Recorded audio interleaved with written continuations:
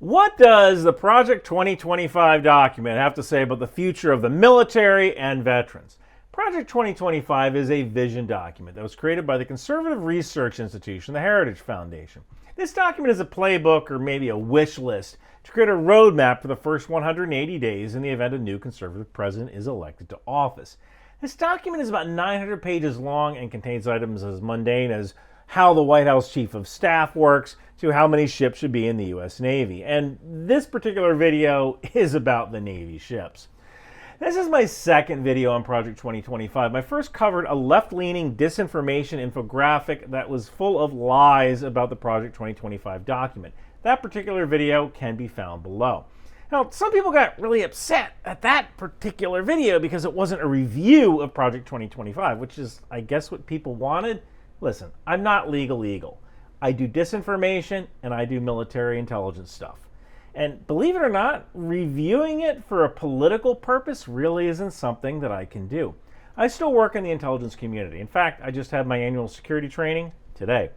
So when you work in an intelligence capacity, you get hired by people all over the political spectrum. And you really can't show any kind of political bias because then how can any side trust your work?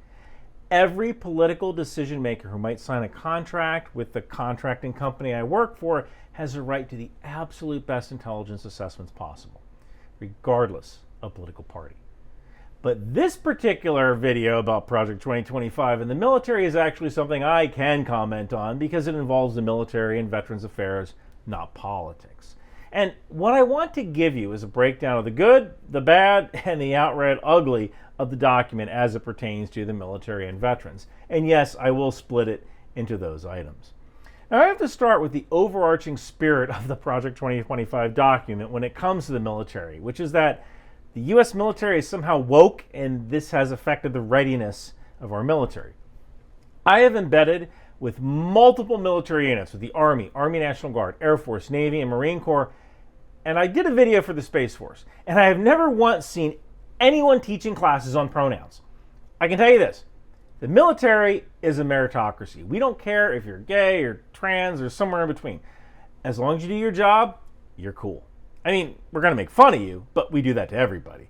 I'm friends with Ethan Long, the habitual line crosser. If I told him I was gay, he would probably make fun of me for being almost 50 and not having a boyfriend instead of being almost 50 and not having a girlfriend. When you're not getting made fun of, that's when you should be worried. If you're buddies, you make fun of each other. Hell, when I was on the USS Eisenhower, they had a Pride Night celebration, although I think most people were just there for the cake. But reading this document gives you a sense that the authors think the military is full of woke, transgender drag queens who spend our training calendar teaching classes on DEI and white privilege instead of classes on how to become more efficient and effective riflemen. And nothing could be further than the truth.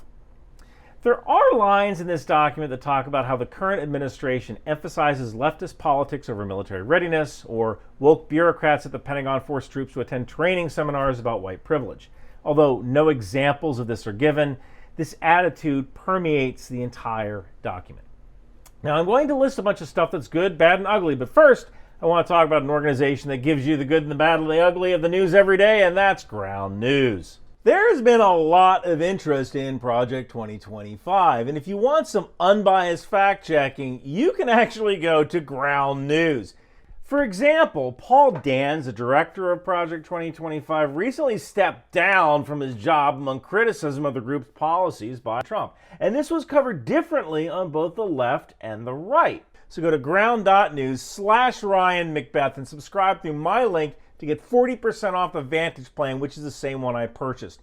Yes, I actually bought Ground News. They do not give it to me for free. Ground News aggregates the news, so it will give you a summary of news events, but it also gives you the biases of each source, left, right, center, whatever.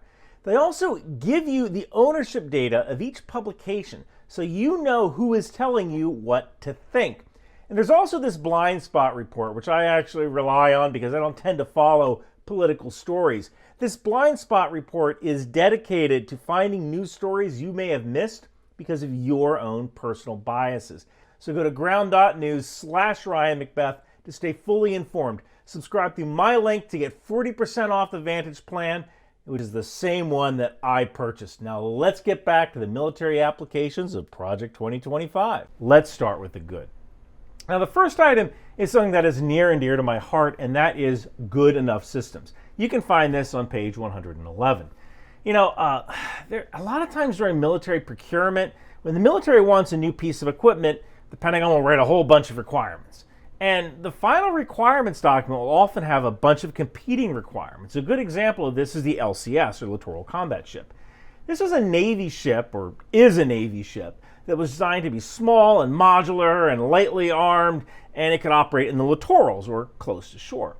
And in the quest to get a cheap ship that did everything, what we ended up with was a bunch of ships that really didn't do much of anything. So the question is, would it have been cheaper just to take something like a Legend-class Coast Guard cutter, paint the thing gray, and get 80% of the capability that you want? Now, one of the reasons American equipment is so good is that we do have these stringent requirements, but maybe the days that are over. I mean, what's better? A weapon with 80% of your requirements that's ready right now, or a weapon with 100% of your requirements that's ready 5 years from now? So in an environment where cheaply manufactured drones might be the way of the future, we may need to rethink how we do procurement and production. Next is replenish and maintain U.S. stockpiles of ammunition. This can be found on page 112, and this is kind of something we're doing anyway. Weapon systems like missiles actually expire. The fuel in them expires, so you need to shoot them, and if you don't, then you have to send them back to the manufacturer to get destroyed safely. Rocket fuel is hazardous waste, and this costs money to take care of this hazardous waste. We are a little low on artillery shells, and if we've seen anything come out of Ukraine, it's that we're going to need a heck of a lot more artillery shells. We recently opened up another shell factory in Texas to kind of make up the difference, but artillery shells have a shelf life that's measured in decades. They tend to be a little more shelf stable. We're making efforts to take care of that. But that being said, I think it's a good idea that is being recognized, although Project 2025 isn't alone in raising it as a concern. A lot of people are working on this problem right now, but filling this national weapons stockpile is a critical need. Next is increase junior ROTC programs in secondary schools. You can find that on page 103. I've often said that the military doesn't have a recruitment problem, they have a messaging problem. It used to be that, like back in the 80s, 18% of U.S. adults were veterans. By 2022, it was down to 6%. And a lot of that is because almost all of the World War II and most of the Cold War vets have passed away. 40 years ago, everybody knew somebody who was a veteran, whether it was your grandfather, your uncle, or your gym teacher. So you'd be exposed to military life and stories just by being around everyday people. Today, ask yourself, how many veterans do you actually know? I mean, if you're a vet, you probably know a few, but if not, how many veterans do you actually know? Most recruits don't join because they saw a commercial when they were watching NASCAR or the NFL. They join because they know someone who had a positive experience. But since fewer people serve, there are fewer of those mentors around. JROTC stands for Junior Reserve Officers Training Corps. It's a military leadership program for high school students, and for some students it might be the first positive experience they have with the military. So increasing the number of schools with JROTC in it could help recruitment pipelines because they are finding students who never once considered the military as an option. Now, another thing that can help with this recruiting crisis is requiring high school students to take the ASVAB, or Armed Services Vocational Aptitude Battery. This is on page 103. This is a test that everyone takes when they join the military to see what jobs they might be good at doing. Now, I'm not sure who is supposed to administer the test in this case or what the military would actually do with the results, but again, there are a lot of kids who are just graduating high school who don't even recognize the military as an option. And there is a non-zero chance that someone with no military experience might take the test and get the results and go, wow, I'd be a good cybersecurity guy, and the Army can make that happen. So then maybe they would think joining the Army isn't a bad idea, and this would be a pipeline to recruitment. Next is improve spousal employment opportunities and protections, including license reforms. This is on page 104. So one of the major problems with military families is that most spouses are women, and most women tend to get jobs in things like nursing, healthcare, real estate, hairstyling. And a lot of times those are licensed professions. So they might get their license in one state, and when their husband gets transferred to a different military base and they come with them, they can't work in that new state because the license doesn't transfer. So, reforming licenses can have a positive effect on military families and the local community because it could mean more teachers and nurses that are available to work. Again, this is one of those things that we should be thinking about doing anyway. You don't really need Project 2025 to implement it, and I don't see why this wouldn't be supported by both political parties. Next is to increase the Army structure by 50,000 to handle 2 major regional conflicts simultaneously. This is on page 108. An increase of 50,000 troops would mean an additional 3 divisions and a couple of separate brigades. The U.S. military is at the bare minimum being able to fight a 2-front war right now, so this probably wouldn't be a bad idea. Ideally, maybe we could activate another armored division or 2 so that we could have a dedicated armored division for each theater, maybe 2 armored divisions back home and 1 armored division permanently stationed in Europe again. If we've learned anything from Ukraine, it's that you can never have enough heavy armor or artillery. Next is for the Navy to build a fleet of more than 355 ships. This is on page 111. So right now, the Navy has about 280 ships, and this is barely enough to counter threats in the Pacific, much less 2 simultaneous conflicts. And one thing a lot of people don't understand is that for every 1 ship, you actually need 2 ships for a total of 3. Typically, while 1 ship is out patrolling, you have 1 ship training up to go out on their mission, and then you have 1 ship in port being overhauled or maintained. This is why the U.S. has 11 aircraft carriers, but at any given time, only 3 or 4 are actually active. You need to do training, you need to do maintenance. So a 355-ship Navy would go a long way to relieving some pressure on our sailors from back-to-back deployments. Finally, for the good, we have Explore the creation of a Space Force Academy, which you can find on page 119. The whole idea here is that the Space Force is going to be the most important branch of the next century. And that's actually not Project 2025 talking, that's me. So we need to attract the top astronavigation students, engineers, scientists, and we need to develop astronauts. And you know, I did a whole video on this. Space is the ultimate high ground. And while the Air Force Academy is useful as a feeder into the Space Force, we need to be able to attract the absolute smartest minds in America with a technology school that rivals MIT or Stanford. And a Space Force Academy could be that school. So this document does make some good points about how the American military can fight and win America's wars in the future.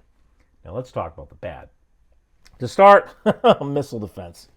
You can find this on page 125 to 127 where they list missile defense as a priority. And I want to read one section of the document which says, missile defense is a critical component of the U.S. national security architecture. It can help deter attack by instilling doubt that an attack will work as intended, take adversary cheap shots off the table, and limit the perceived value of missiles as a tool of coercion. It also allows space for diplomacy during a crisis and can protect the U.S. and allied forces, critical assets, and populations if deterrence fails. Adversaries are increasingly relying on missiles to achieve their aims. Now, the United States only has 44 ground-based interceptors, which are capable of shooting down incoming ballistic missiles. That's a ground-based mid-course defense system. There's 40 in Alaska and 4 in California, and they may or may not be effective at their job. And in the past 2 years with events in Ukraine and Israel, we've learned a thing or two about missile defense. Page 88 calls for missile defense to be a top priority, but missile defense is really 3 problems in a trench coat pretending to be a solution. Number 1, missile defense may be able to defend against 1 or 2 missiles with multiple reentry vehicles and decoys, but you're never going to be able to shoot down a total committed attack of thousands of missiles. Number 2, there seems to be this fantasy of some kind of defensive shield which would allow the U.S. to attack with impunity while preventing counterattacks. And this goes all the way back to Ronald Reagan and Star Wars. And even if you had a system that was 100% effective or close to it, like Israel's Iron Dome, the adversary could just execute a different kind of attack like we saw on October 7th, 2023 in Israel. Could a missile defense system turn the U.S. complacent and encourage us to ignore other asymmetric threats? You know, for years, peace was kept by a term called mutually assured destruction. And while this acronym of MAD might be appropriate, it has been working since the 1950s, 1960s. If you use a nuclear weapon, we will destroy your country. Full stop. And while it sounds nuts, nobody has ever used a nuclear weapon since 1945. It seems to be working. Third, we have a very high cost of investment. Every dollar we spend on missile defense is a dollar that we could have spent on something else, like Navy ships or future vertical lift or drones. And while I hate to sound like a project manager here, I'm not 100% sure that the juice is worth the squeeze.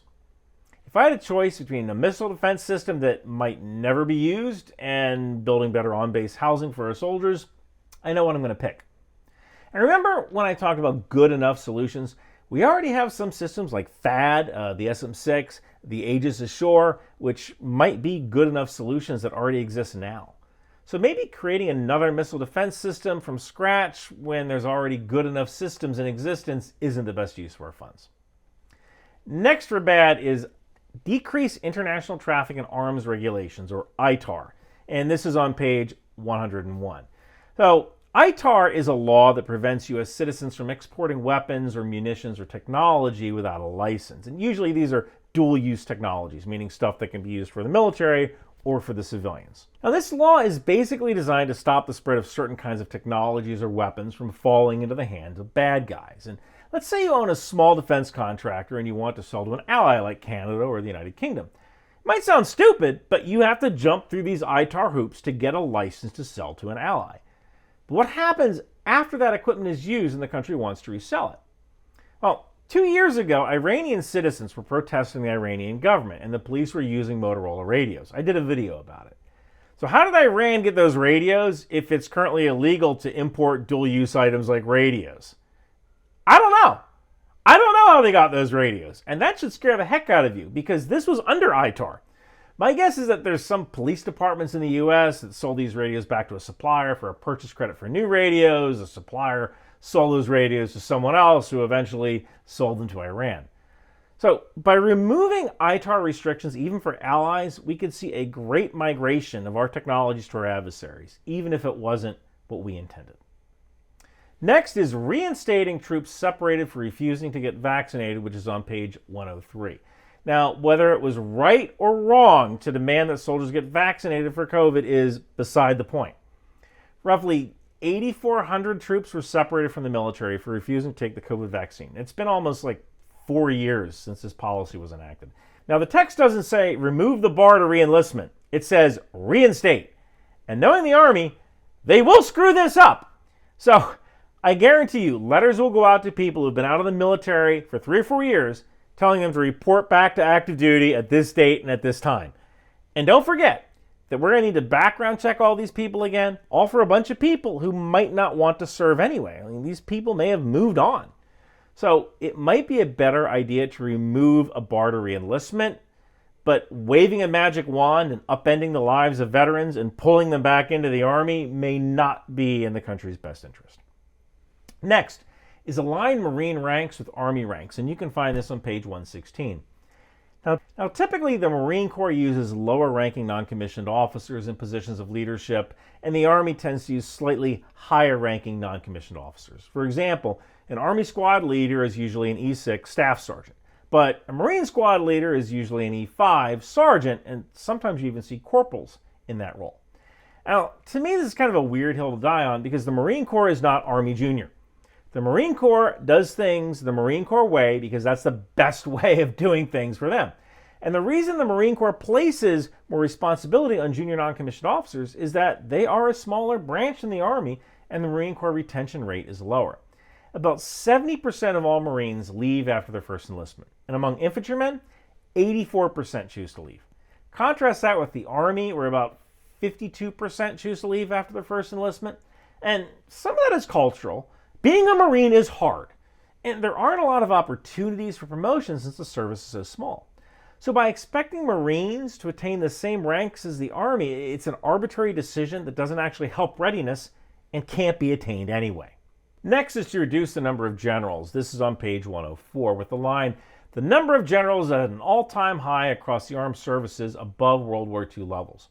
There's another line about existing cadre, many of whom have been advanced by prior administrations for reasons other than their warfighting prowess, which goes back to that whole fear that woke drag queens are running the Pentagon and only the ones who toe the line about DEI will get promoted. The truth is that, what is a general officer? He's really a senior executive. What kind of company would you have if you stopped promotions at department manager and never had any senior directors or vice presidents unless they were in a very specific leadership position? Well, if you cap permissions at colonel unless they were commanding a warfighting unit, you could end up with a heck of a lot of good warfighters just flee to the public sector. Now, if we take a look at an organization like the Air Force, where 80% of the officers hold an advanced professional degree, why would you throw that talent away because they reached some arbitrary rank? There are some officers who are really good at things like acquisitions, and promotion to general could be a way of keeping them in that job rather than losing them to corporate America. Finally, for the bad, we have removing MHS Genesis at the initial point of entry, and this is at page 102. Now, if you were to believe the Project 2025 document, America is in a recruiting crisis because people think the military is full of woke transgender drag queens and nobody wants to serve. They're attending DEI lectures instead of going to the rifle range. But the real problem is MHS Genesis. This is a tool that the military uses to inspect private medical records of potential recruits. Now, the whole idea here is that you don't want your recruit to be hiding anything when they join, especially a pre-existing medical condition. But there is a big difference between someone who has asthma and someone who was prescribed an inhaler once when they were in middle school because they had bronchitis and were sick. But MHS Genesis doesn't care about context. It just flags you. And now stuff that wasn't a problem 10 years ago is a problem now. And while some of those flags do merit review, the system is also delaying enlistees with a manageable or a long-healed illness. MHS Genesis debuted in 2022, and the recruiting crisis started around the same time. Now, the solution might not be to eliminate MHS Genesis, but just use a common sense approach when granting waivers. Finally, we have the ugly. And the first item on the ugly list is to expel transgender service members. You see this on page 104 at the line, gender dysphoria is incompatible with the demands of military service. Now, currently, U.S. Army policy is that transgender soldiers can join and transition while in uniform. They prohibit discrimination and treat soldiers with dignity. And the truth is that nobody in uniform cares. You know, if you're a good soldier, you're a good soldier. You should have every opportunity to serve as long as you meet the standards. Now, we don't know how many transgender troops there are in the military. One number was estimated at like 14,000, and that's all branches, including reserves and National Guard, although this is old data and it might not have been a rigorous study. Another estimate was between 2,100 and 10,000 across all branches and components. So if you take the high number of 10,000 or so, you'd be kicking out more people than were lost for refusal to take the COVID vaccine. And we are in the middle of a recruiting crisis. It's probably not a good idea to get rid of up to 10,000 servicemen because they make the people who wrote this document feel uncomfortable. Kicking out anybody who genuinely wants to serve, whether it's for being reluctant to take a new vaccine or living with gender dysphoria, is bad. Both of these things are bad. Maybe we shouldn't do them. Next is rescind the travel cost for military abortion services, and this is on page 104.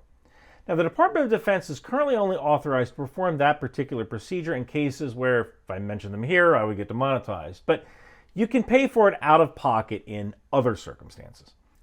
Now, currently, if you live in a state where you can't get this procedure performed off post because of state law, the Army will pay for your travel to a state where you can get this procedure performed. Now, the issue here isn't one of the mother or of the unborn, it's of readiness and retention. Now, these rules could provide a deterrence for female recruits to join the military. This could directly impact military readiness.